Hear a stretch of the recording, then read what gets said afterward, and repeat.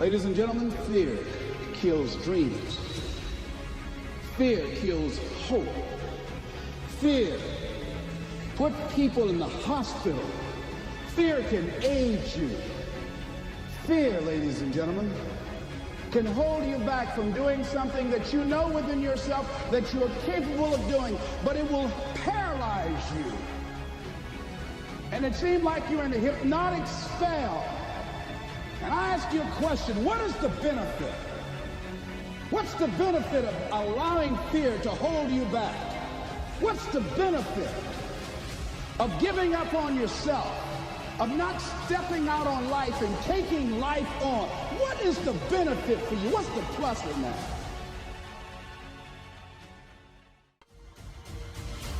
It's not that they need anyone else, they need you. You are unique, you are powerful, you are a blessing, you are the gift that we've been waiting on.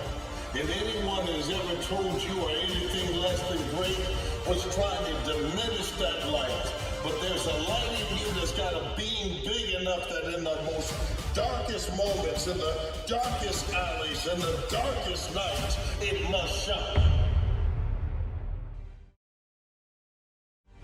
You gotta get real doggish. You gotta get downright funky if you wanna make it. Now, like I was telling you before, if you wanna be ordinary, you ain't even gotta listen to me. Just go on about your business. If you think ordinary's cool, ain't no problem. It's some really, really wonderful ordinary people. But if you are sitting in this room and you have extraordinary aspirations, then you're gonna have to do extra. Socrates said the uncommitted life isn't worth living. So part of what you must do, whatever commitment, whatever covenant you make with God while you're here, to go back to be a better father, to go back to make a difference in the community, to go back to change your life, to decide not to ever to use drugs or alcohol again, to decide that you're going to begin to recreate yourself, that you're going to be reborn to a new state of consciousness. Whatever commitment that you make, keep your commitment to your commitment, no matter what. You see, when you step on the court, when you step on the field, when you step on the board, you have to take with you the idea that self-promotion is a right thing. You've been told all your life, be quiet, be humble. But this is not about humility. This is about making sure that the one thing given to you by God that is just yours, your gifts, your time, your talents, your abilities, that thing you need a bullhorn with and say, world, I am here because there is someone on the other side of the earth that needs what's in your hands. But they can't get it if you're silent, if you're whispering, if you're afraid to say it. Because you don't want them to think that you're egotistical. No matter what tragedy we go through, we are still great. We are still magnificent. We are still significant.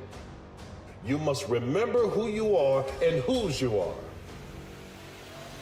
Don't allow the tragedy that happened around you be the reason you quit believing that you could do great things.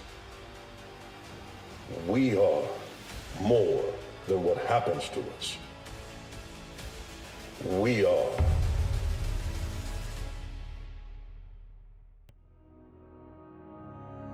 Champions find a way to make it happen. No matter how long it takes, they find a way. Don't be ashamed to say you're nervous, but find a way to get over it. You thought you was just gonna have a dream and a goal, and you was just gonna wake up and just walk into the sunset. It don't work like that. You have a dream, and then life punks you. Life punks you and say, do you really want this? It's a part of it, but I paid too much. My greatest moments didn't come from my greatest moments. My greatest moments came from my greatest defeats, because it was during my defeat that I had to find a way to get back up. We rise, but we rise step by step. It's not one quantum leap. It's step by step. One foot in front of the other, day by day. Get better every single day. And then when you look back, then you look down and you realize the mountain that you just scaled. You can't jump from the bottom of Everest and get to the top of Everest like that. It doesn't happen.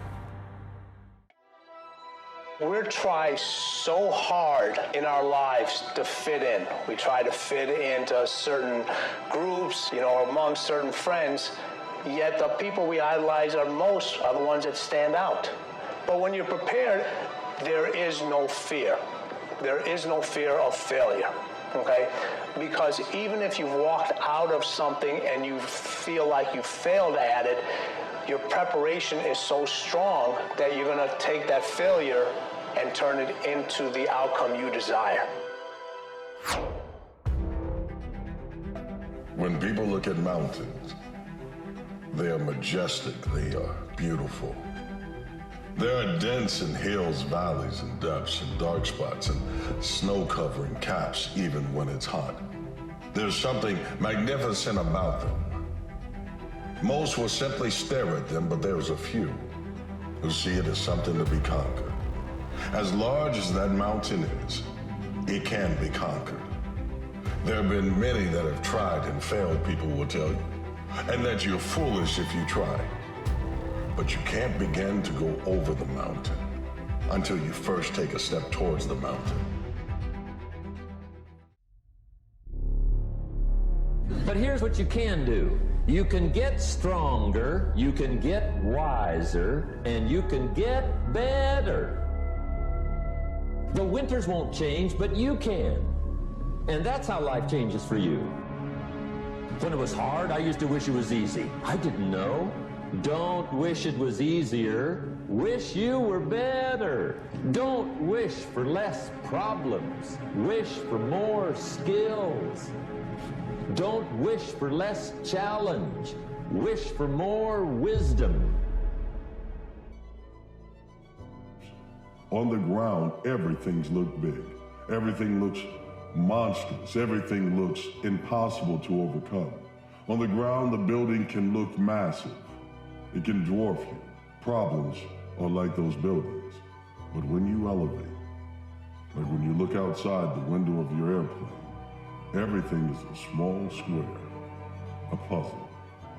Just like the sections of our lives, we have to put them together and realize that every segment, every section is putting together a bigger picture. Stop looking at the enemy and thinking that the challenges that you face, that there's a glass ceiling, that there's someone holding you back. And remember that you were born for greatness and that you have a record of all of your own. You've defeated bigger challenges than this. This one just happens to be the newest one. Don't let your fear outweigh your faith. There are those who will depend upon you. So make the promise that I will truly live. All I can tell you is this, that the promise to live is a promise to be great. You need to make the promise. What's the promise, you ask? The promise is that you will live.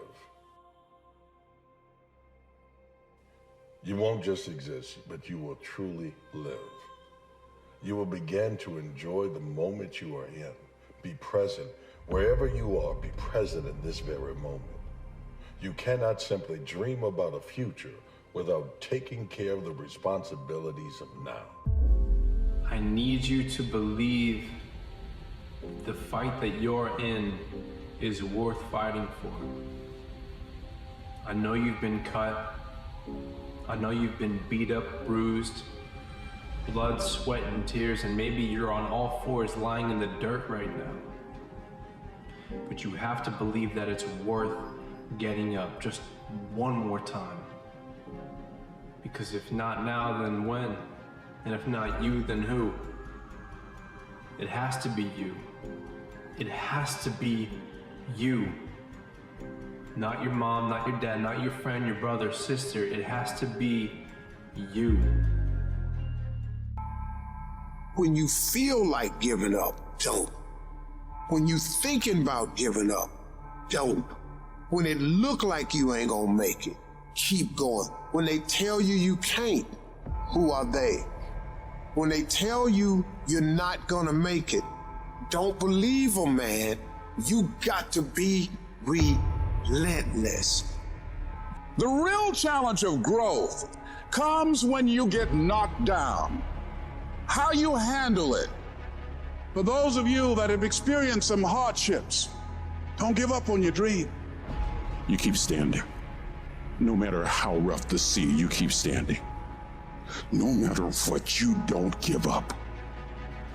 Person that gets up off the canvas and keeps growing, that's the person that will continue to grow their influence. And suddenly, the thing you said should happen has to happen. That's when human beings change. And the question is, if you died today, what dreams, what ideas, what talents, what books, what music, what leadership, what voice will die with you? So you better love what you do on a day-to-day basis. The only moment that's real is right now. Now follows you.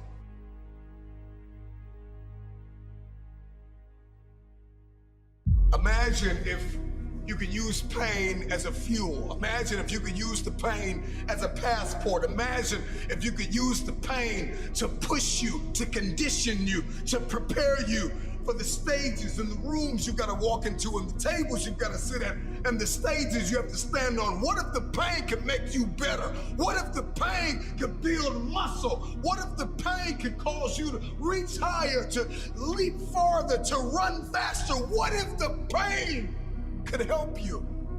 What if all pain isn't hurt, but it's help?